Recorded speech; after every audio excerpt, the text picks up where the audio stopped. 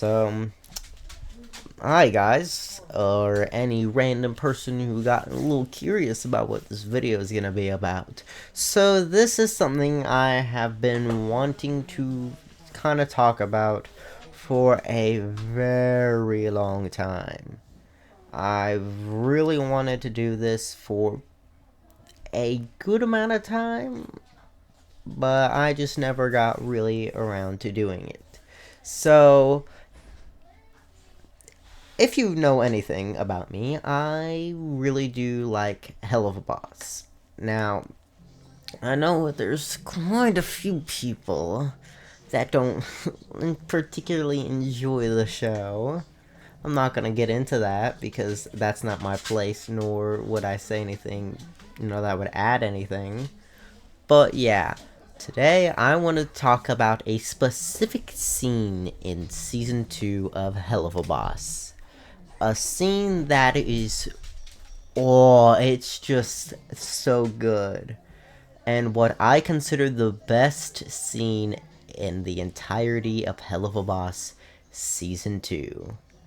Welcome, one and all, to this video talking about that scene. Now, you probably already can guess by the thumbnail, but I'm going to keep it a little vague for you. But just let you know that it is spectacular. But, in case it has been a very long while since any of you have seen Ghost Effers, which is where the scene is from, I'm going to do a very simple recap of the episode. Well, not like a full recap of the episode. I'm just gonna recap it up until the scene that I want to talk about. So, forgive me if I be really simple here.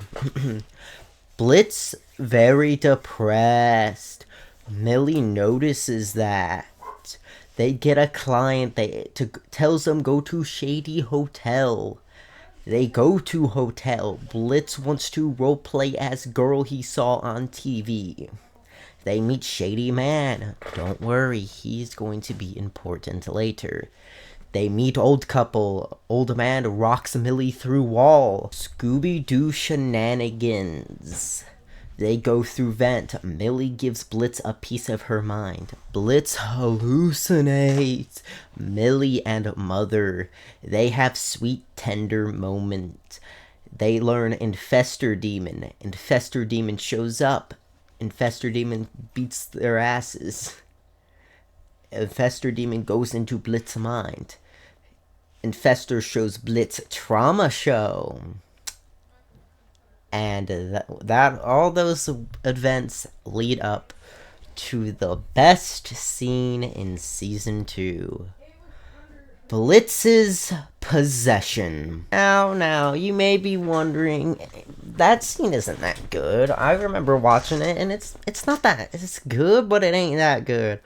Oh, buddy, do I have some points I want to go through talking about that very thing you also think is not good with this.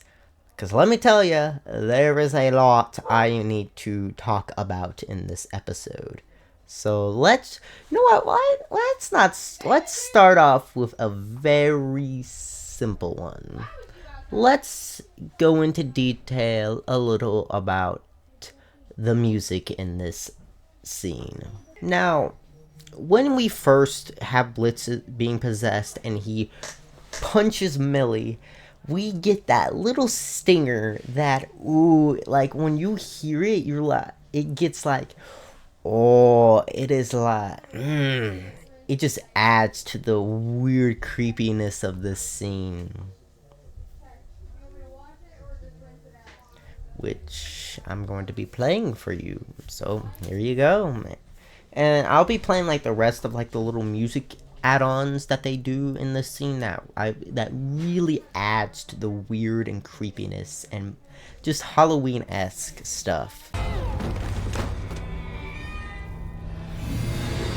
Oh, the filthy little bastard wants to help!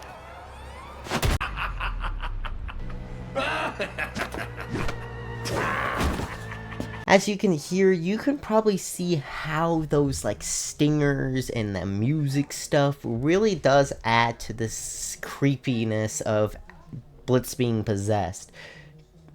And well, and actually, speaking of Blitz being possessed, whoever, and I mean whoever, did the voice mixing in this scene, I hope you got paid a lot and continue to be paid a lot, because you like listen to these voices and how beautifully they are mixed together. You can like you can hear both, and then you can focus on one, and you can hear that more than the other, and then you can do the vice versa.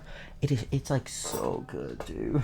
You can't help anyone, you're just a muscle, remember? It's all you and your imp kind are good for. You said it yourself. I'm in his mind, bitch. I see everything. Every thought, every opinion, and boy, does he have some nasty shit to say about you. And and I think I know why they did the voices like this. It's because the reason we can hear Blitz's voice is because he's being possessed. But that's not only the reason. I believe that, and I hope that this is what they were conveying, is that Millie, in that moment, hears Blitz's voice and notices like, wait, that ain't how he talk. But for us, since we know that this is Rhonda, however you say the hotel keeper's name, we know that he's possessing Blitz, so we as the audience can hear his voice. But for Millie, she can only hear Blitz's voice, which, if that's I don't care if it's intentional or not, that just adds to this scene overall. And that's not the only thing that adds to us of the Blitz being possessed, because if you notice throughout this little scene, Blitz's design is changed. No, I'm not just talking about the yellow eyes. His design is slightly altered to mimic Rolando's character and his design, because he's the one who's possessing Blitz, so it kind of mimics.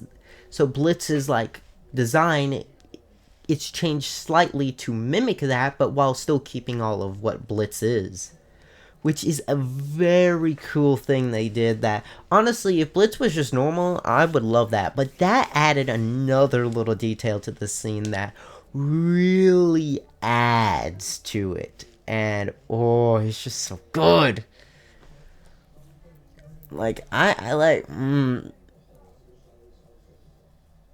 like this scene did not have any right to be as good as like I'm getting into right now. But it just is. It's just like so good. Like, oh my god. Like, I'm sorry. I'm gushing. I'm literally going to be gushing about this. Now,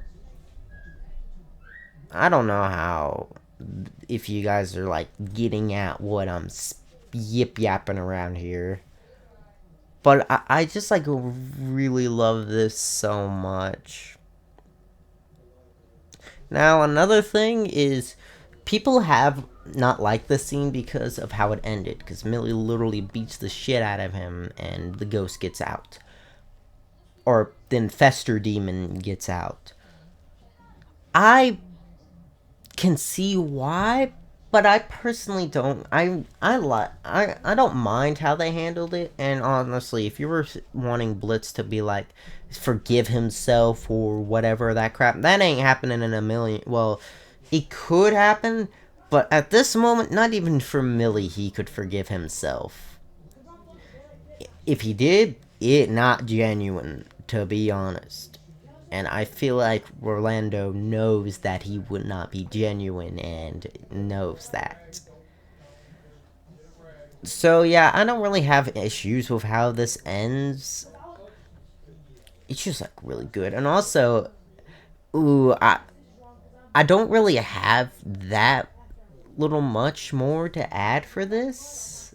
I may put this on the extras channel so that, and if that does, or I'll do that or have it on the main channel, but have this as like a little like small version of this, and then maybe expand it into like a full-length video really diving into this. But I am gonna like show you like a couple of neat details uh, during this that I really love, that I think that you guys should see also.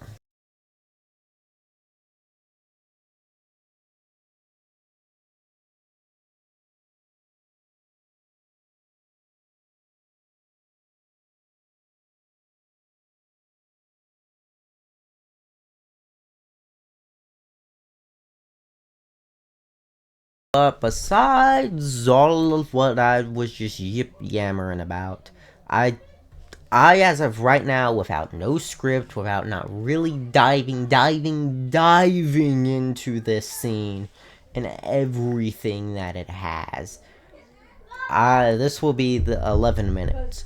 But if you guys really do enjoy this, I will come back and do a full-length, detailed look into this scene